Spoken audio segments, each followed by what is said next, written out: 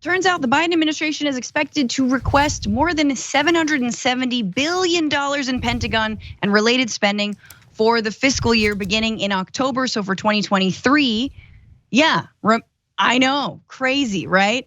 That is apparently more important than eliminating child poverty or stopping climate change. Nope, $770 billion for 1 year. This is, according to Reuters, ongoing budget talks between Defense Secretary Lloyd Austin and the White House Office of Management and Budget coalesced around a proposed defense request of higher than $770 billion for 2023 fiscal year starting October 1st. Now, that's even more than what Trump was asking for back when he was president. I don't know if you guys remember that Biden wanted a little bit more than Trump back in 2022. Congress gave him even more, gave him $25 billion more than what he asked for to put it at 778. So I guess this time around, Biden's like, okay, well, let's just start with 770. Wanna bet it's gonna land at like 790, depending on how this whole Ukraine thing shakes out. What does all this pay for? Let's take a look. The National Defense top line budget includes Pentagon budget spending on salaries, tanks, stealthy F-35 made by Lockheed Martin Group, as well as funds for the Department of Energy's nuclear weapons programs. You know, those sort of beautiful emblems to death. Among the top priorities for this budget are shipbuilding, developing capabilities in space, missile warning, and modernizing the nuclear triad of ballistic missile submarines, bombers, and land-based missiles, one of the sources said. Finally, who benefits from all this? Well, the biggest beneficiaries of the budget would be US defense contractors, including Lockheed, Northrop Grumman, and General Dynamics. Yeah, so I don't know, Cenk, maybe we are going to war in Ukraine. You know, Francesca, that is so weird because I was sure that we were out of money because Joe Manchin and Kristen Sinema and every corporate Democrat and every single Republican and almost every reporter told us that during Build Back Better that, oh my God, we're worried about debt, we're worried about deficit, we're worried about inflation. How are you gonna pay for that? How are you gonna pay for that? Well, okay, let me just skip ahead to graphic 8 for a second to give you guys a sense of context for the money. Where does the money go? Wait a minute, this is curious. I'm sure you've seen this all over mainstream media. The Pentagon's, this is, if you did it over 10 years, as they talk about, that's how they talk about the, what they call the reconciliation bill there is now Build Back Better. So you guys remember, when it was killed, it was at 1.75 trillion. Manchin said even that was too much, but let's give him the 1.75 trillion. Again, remember, that didn't even pass, okay? But they said it was way too expensive at 1.75 trillion, and that's part of the reason why they didn't pass it. Look at the defense spending. It's at 8.31 trillion over 10 years. I'm not great at math, but I'm pretty sure 8.3 trillion is a little higher than 1.75 trillion. How many times have you heard cable news anchors say, how are you gonna pay for that? I've got the number at approximately 0. No one questions it in Washington. No one questions it on TV. No one questions it in print.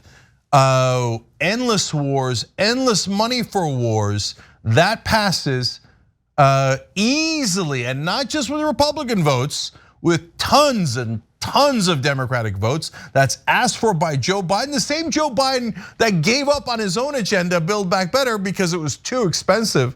He couldn't find a way to pay for it, but as soon as his donors at Lockheed Martin, Northrop Grumman, et cetera, asked for what, well over 4 times that amount, he's like, right away, sir, yes, sir, absolutely, sir. What else would you like, Raytheon, sir? So that's facts. Everything else that corporate media tells you is spin. By the way, also right-wing media. Donald Trump, oh, he's against endless wars. Well, he has a funny way of showing it. He didn't end any of those wars.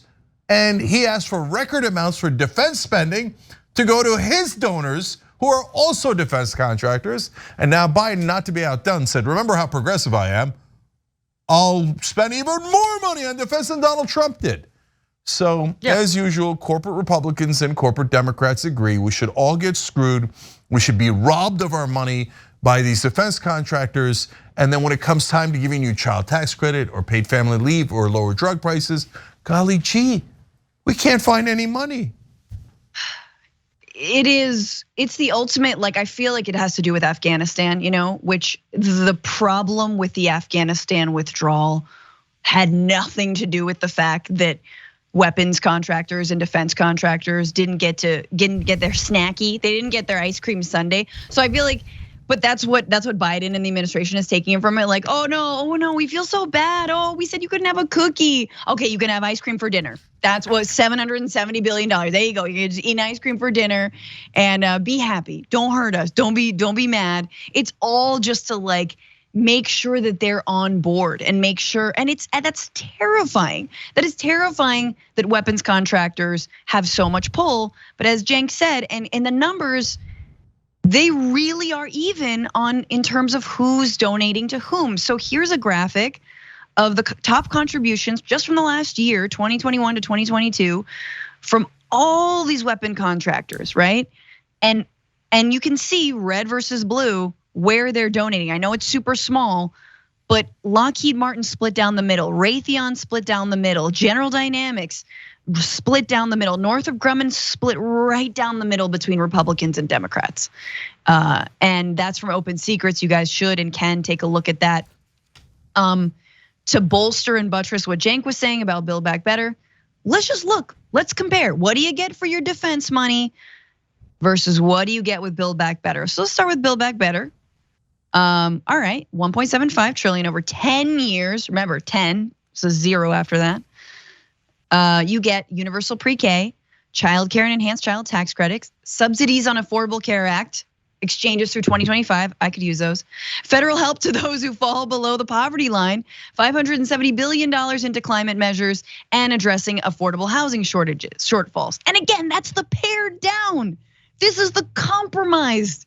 This was the thing that maybe Manchin would smell or Kristen Sinema would taste. Ewy, she didn't like it, put it back. It's not caviar. All right, what's in the defense budget? All right, it's gotta be better than that. It's gotta be better. $770 billion for 1 year, policies, war, funding rich defense contractors. I might add like bases and 15 bottled water dollar. You know what I'm saying, Cenk? $15 bottled water. That's what I meant to say. You remember those days like 20 years ago when they would do the stories about like the $10,000 toilet seat and all those things? Notice that they never do those stories anymore. Because defense contractors did something that was brilliant. They started advertising on television. And they don't sell anything to the public. They sell missiles and weapons, etc. The government is their main client. So why are they putting millions of dollars in advertising when people can't even buy their products? Because they're not trying to do that. They're trying to buy the media. And they did wholesale. So I'm gonna give you one last graphic here, graphic 6. Just 200 defense companies reported lobbying the federal government in 2020. The top 5 account for more than 50% of the industry's lobbying, and the top 15 spend 75% of the lobbying money. The 5 biggest spenders in 2020, Lockheed Martin, Boeing, Northrop Grumman, Raytheon, and General Dynamics, spent $60 million altogether. Now, if you watch or read corporate media, yes, that includes New York Times, and Washington Post, and NPR is in the same exact culture, MSNBC, CNN, you name it, okay? All of those people will tell you that the $60 million, Lockheed Martin and Raytheon are just giving that for general charity. They just happen to find a Democrat that they like and a Republican that they like, and they happen to like a lot of them, and they say, you know what, do what's best for the American people. This 60 million's on us.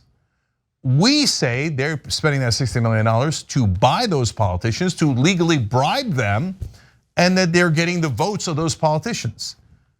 Now, those politicians, both Republicans and Democrats, are all going to vote for a bill that is 4 times the size of Build Back Better without single moment's hesitation, whereas Build Back Better got killed because they said it was too expensive. Now, who do you think is right?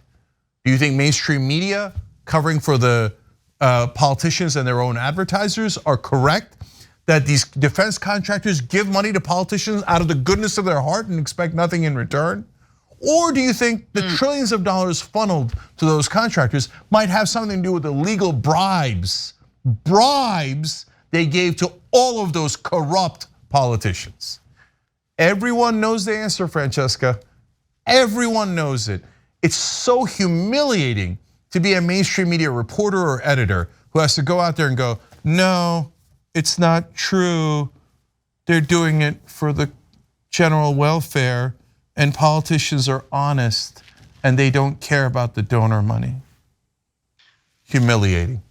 And it's also, unless we're in a hot war or like, I mean, they didn't care about Afghanistan until Biden decided to pull out of it, right? That's it. That's the only time that they care. They're not even gonna cover drone strikes, really. But that's the only time they care, is when it looks bad and we get to funnel more money in. And again, you have to follow the money. Who is paying them? Who's behind that media coverage that can again keep on fueling this war machine? That's not making us any safer, guys. Who's being made safer by us amassing troops right now? Or like an anti-missile defense system in Poland. You guys, totally, me too. I wake up every morning and I'm like, thank God for that anti-missile system that NATO and the UN and the United States. That's it. That's the one. I'm melting down, Cenk. I'm melting. No, but guys, you. Last thing in the article, they bother explaining, but they don't say it as framing in the same way that I'm. They say earnestly, oh well, obviously all of our weapons have to be modernized, and the weapons we just bought just a couple of years ago are now antiquated and have to be transitioned out. Why? We just bought them a little while ago.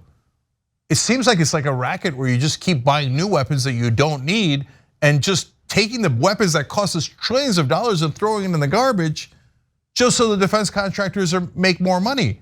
That's what it appears to be, but no, the report writes it as, no, they have to be modernized. The other ones have to be thrown in the garbage, and they don't note the political contributions. They don't note that we bought those weapons just a little while ago. And when we bought them, they were sold as modernized, amazing, we'll have these forever and they will protect us forever and ever and ever. Well, a couple of years later, they're inconvenient. We need new weapons. We have no excuse for buying new weapons. They have to be modernized.